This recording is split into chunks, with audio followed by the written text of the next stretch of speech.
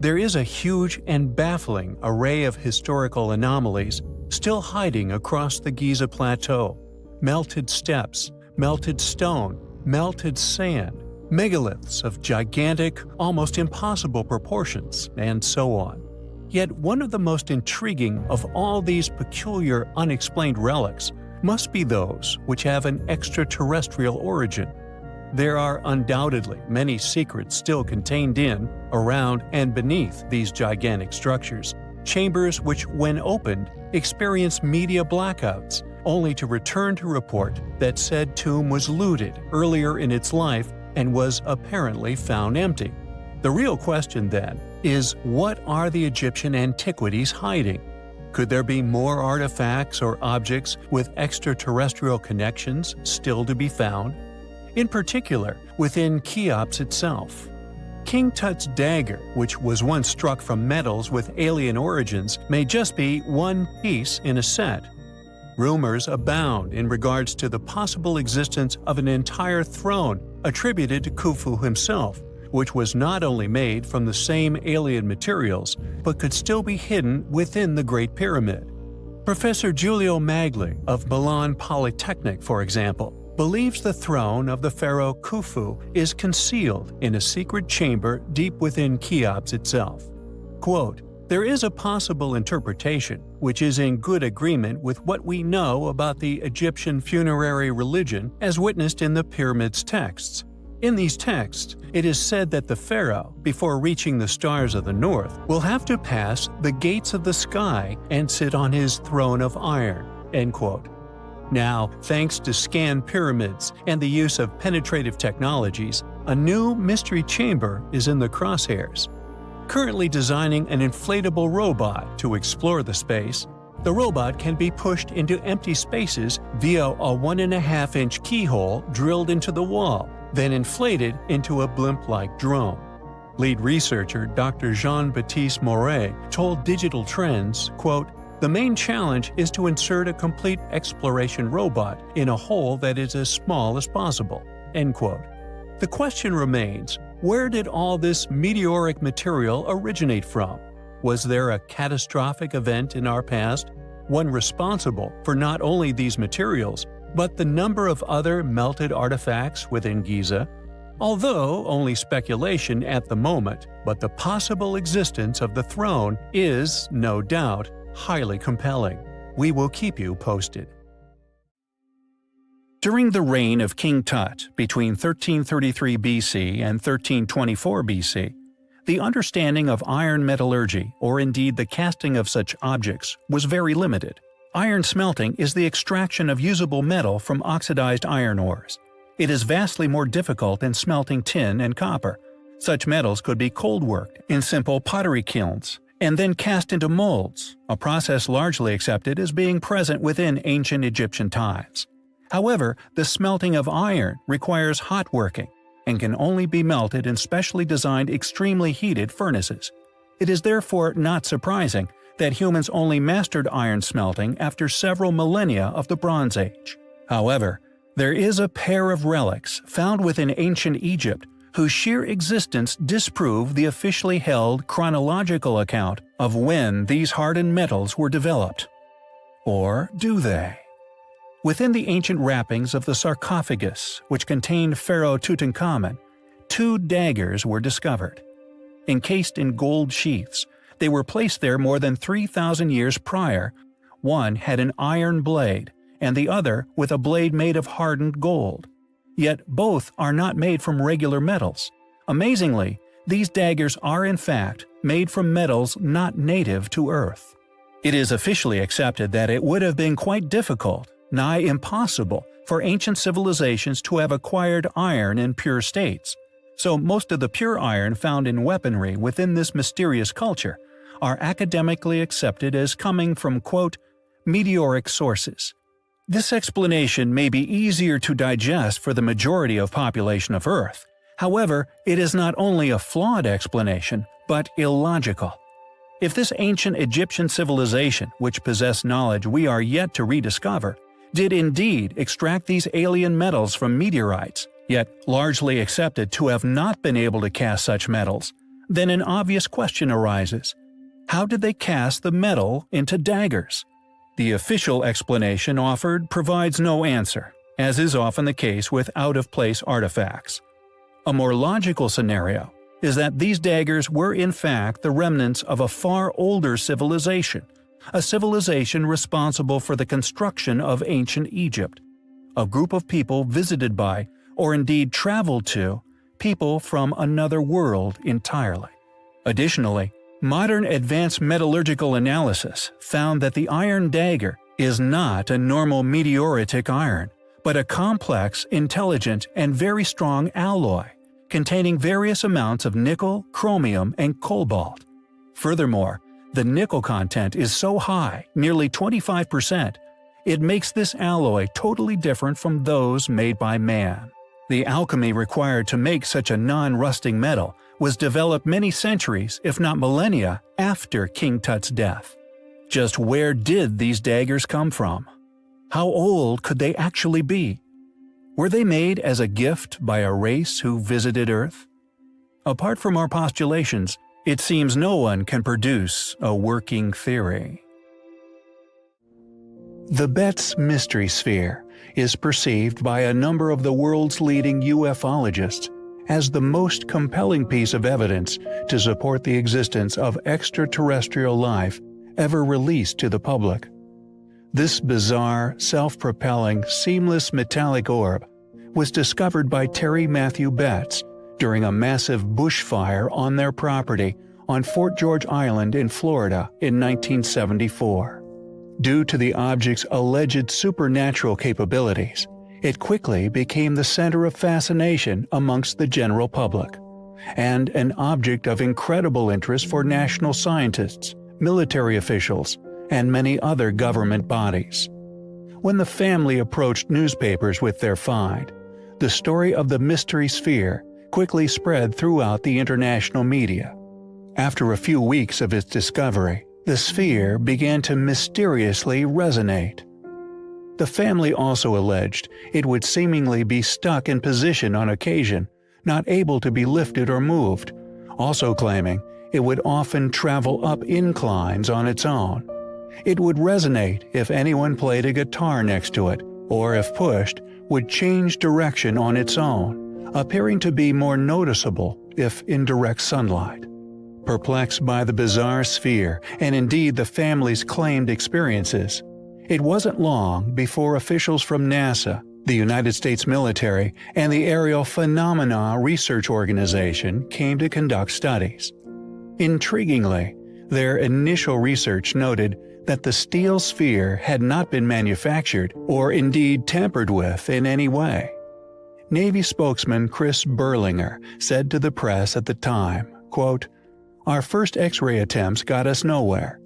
We're going to use a more powerful machine on it and also run spectrographic tests to determine what metal it's made of. There's certainly something odd about it." End quote. When military officials asked the Betz family if they could take the sphere back to their labs to conduct further research, the family declined. Eventually, it was seized by officials, at which point the family claimed it had been exhibiting overwhelming paranormal behavior, slamming doors without being touched, often emitting a loud, strange music at night, and many other activities reminiscent of traditional poltergeist reports. After its seizure, the sphere was taken to Jacksonville Naval Air Station. When attempting to perform an X-ray, researchers allegedly found their machines weren't strong enough to see into its core. They also revealed that it was capable of withstanding an incredible 120,000 pounds of pressure per square inch. The Navy eventually used a 300 kilovoltage X-ray machine to peer inside. They discovered the sphere contained two items, surrounded by a halo of materials. It also exhibited 4 magnetic poles, 2 negative and 2 positives. Unfortunately, the current whereabouts of the Betz sphere is, predictably, unknown, and it is likely to never be seen publicly again. What is the Betz sphere? A military instrument? An alien craft? Possibly an ancient advanced artifact? It is undoubtedly highly compelling. In the past, we have covered many ancient anomalies, out-of-place artifacts, and unexplainable features, all hinting at an ancient high technology which ancient man once possessed. An ability to create tremendous heat and thus advanced metallurgy, and in some cases, seemingly turning stone to magma. A knowledge and technology which at some point within history became lost.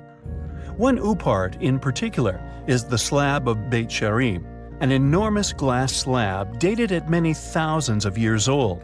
Yet to have created such an enormous piece of ancient glass would have taken incredible heat in an incredibly large furnace. Coincidentally, all sharing an inexplicable similarity with the collection of artifacts which are the focus of this video. Discovered in 2019 on Melbourne Beach, off the coast of Florida, a total of 7 artifacts, including the ancient Peruvian death mask, were found. After detailed analysis, the composition of metals used in the manufacture of the artifacts have baffled scientists. Created using copper, gold, and silver, yet what stunned those investigating the items was the presence of iridium. Not only is iridium incredibly rare on Earth, with most found within meteorites, but its melting point is also yet another mystery. For as how the Inca apparently created them, if indeed the Inca were responsible in the first place, is yet to be explained. Dated at over 12,000 years ago, some of the artifacts clearly depict known Incan gods, one of which being Viracocha. Whether these beliefs were merely adopted, like the many unexplainable ruins we regularly cover, and claim were merely re-inhabited is unknown. Yet what we do know is that the melting point of iridium, 2,446 degrees Celsius. Thus, any artifact dated to these tremendous ages, yet created with such tremendous temperatures, furnaces, and metallurgies claimed as undiscovered during or prior to their claimed eras or ages of construction, mean that they simply shouldn't exist. Yet they do. The question is how. How did the Inca acquire such rare elements? How did they manage to accomplish such temperatures and work the metals at such an early age within known history? We find their possible true origins highly compelling.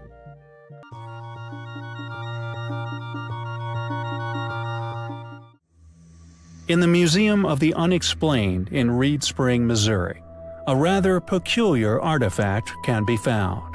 Known as the Bob White artifact, Bob was driving with a friend down a Colorado highway one night in 1985, when they would both experience a close encounter.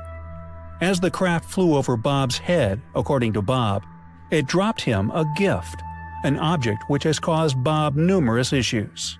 Quote, "I don't know about you, but as for me, every time I hear people from Skeptic magazine lying through their teeth, it makes me sick. They say they have never seen any hard evidence of UFOs. This is only true because they refuse to look at this, a piece of a UFO. So the next time you see the Skeptic magazine people on Larry King or some other TV program saying there is no physical evidence, you will know they are lying. I have challenged them to debate me, but they are afraid. So, Skeptic magazine, you have been exposed for the fraud that you are." That was a statement made by Bob White in the late 90s. He further claimed that in 1996, he was flown to the classified Los Alamos National Laboratory for a detailed analysis of his evidence. White was told by senior staff that the object he recovered was indeed of extraterrestrial origin, also confessing to have successfully collected another object similar to his before. Although the officials fervently denied these claims, in 2000, Bob managed to acquire U.S. Army documents dating from the 1940s titled UFOs in Denmark. In it were multiple images of an object nearly identical to the one he had. When Dr. Rudolph Olson of Carolina examined the artifact, he concluded, quote, "To describe the Bob White object in the simplest possible way, I think you can say it is an agglomeration of rapidly cooled droplets or particles of an aluminum-silicon alloy. With such an unusual structure, I can only speculate on how it was formed. It turns out that this artifact was free-formed, or more precisely, it was somehow cast in a zero-G environment without the use of a mold. It has been to over 15 labs and universities over the past 21 years, including Los Alamos, Saley, New Mexico, etc. If the artifact had been on a machine or a grinder of some sort, there would inevitably have been forensic evidence left upon the artifact. All we know is that it was in a molten state when ejected into a vacuum under extreme pressure within extremely cold conditions. Although Bob White's artifact rarely gains any attention anymore, it is clearly a most compelling piece of evidence in support of the possibility of alien visitation. Has ancient alien technology finally been discovered within Russia? According to several talented UFO enthusiasts, along with a number of scientists, that is exactly what has happened. A team from Princeton University in America and the University of Florence in Italy have discovered a quote, quasi-crystal, so named because of its unorthodox arrangement of atoms, found within a meteorite from a remote region of northeastern Russia. This crystal, long thought impossible to be formed naturally due to being too energetically unstable and atomically manipulated. When the team discovered that the meteorite contained this mysterious, ancient, intelligently designed material, they merely moved the goalposts, simply stating that it can indeed be formed naturally. Technically, scientists describe quasi-crystals as quasi-periodic, being manually ordered, no longer found on the periodic table. Although they exhibit a pattern that fills all available mass continuously, they lack what scientists and mathematicians term translational symmetry. Simply put, they are not naturally occurring materials. The meteorite in which it was found is believed to be around 4.5 billion years old. Yet alas, when it picked up this perplexing and possibly alien passenger may remain unknown. UFO enthusiasts and scientists alike have previously hypothesized that evidence for alien life would, in all possibility, be found in a form such as this, pointing out that quasi-crystals, being a novel form of matter, should actually be seen as artifacts of alien artificially created technology. No one has ever been able to explain how quasi-crystals can be formed by natural processes, and no one is ever likely to. It just does not happen. Their forbidden symmetry, making them impossible to be formed naturally.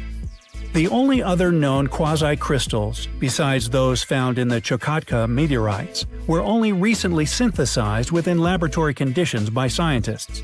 Being very hard, with low friction characteristics, also a low heat conduction, quasi-crystals are a very useful product, used in a wide range of high-speed technologies, such as the coatings of airplanes and stealth fighters. Two-time Nobel Prize winner Linus Pauling, the idol of the American Chemical Society and one of the most famous scientists in the world, argued till his last days against quasi-periodicity in crystals' mere existence. He didn't even believe we would ever manage to create it.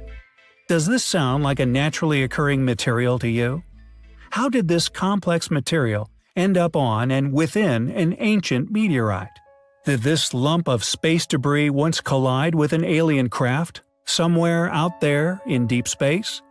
It seems, regardless of what certain scientific bodies would have you presume, that is indeed the most likely scenario.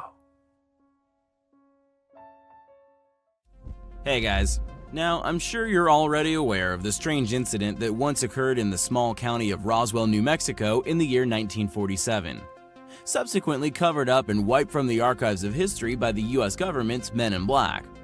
But what many of you might not be aware of is the peculiar report made on July 15, 2008 by the Physical Sciences Department at Eastern New Mexico University in regards to an amazing discovery made at the crash site some years later by auto repairman Robert Ridge.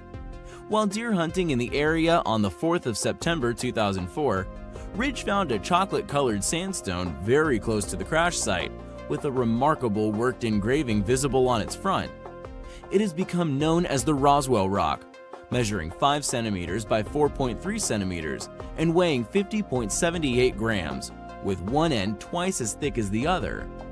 The strange pattern has beveled edges and is raised more than 1/8 of an inch up from the surface of the rock.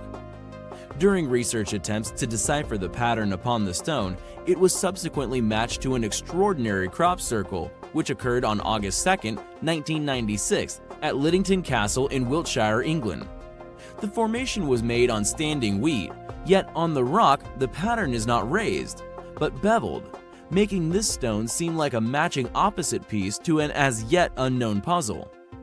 Lab test results concluded that upon the back of the stone, where 3 pits were visible, was likely where larger grains had fell out over time. However, a pattern was deliberately placed on the back, found with a series of embedded calcite-like crystals in the shape of an X or cross. They also discovered the stone had a strong magnetic attraction, narrowed down to the presence of magnetite. An energy dispersive fluorescence spectrometer, or EDXRF, confirmed the presence of this strange iron material. Strangely, when magnetic influence is over the thickest end of the rock turns counterclockwise. However, when above the lower crescent and circle, the thinnest end of the rock reverses and turns clockwise. Some have concluded this is a deliberately placed riddle in the form of a clue or message. Varying clockwise and counterclockwise plant lays are a fundamental characteristic of authentic crop formations worldwide. 11 years on after he found it, Ridge thankfully still has the stone, which he states is in a safe deposit box most of the time. Apparently, he hasn't tried to sell it, and even agreed to allow Giorgio Tsoukalos of Ancient Aliens to do some testing on it during a 2014 special of the History Channel's In Search of Aliens. When geologist Bill Dolman suggested that Ridge allow he and Giorgio to apply a grinder to the backside of the stone in order to collect some dust for analysis, Ridge reluctantly agreed, but became clearly emotional, even tearful during the process. It would appear Ridge does in fact have a deep emotional attachment to his find, but was cooperating with the History Channel's efforts to try to learn more about it via magnetic testing, CT scanning, and spectroscopic elemental analysis. Thanks to Robert Ridge's diligent efforts, the stone remains in existence. As always, thanks for watching, guys. Take care.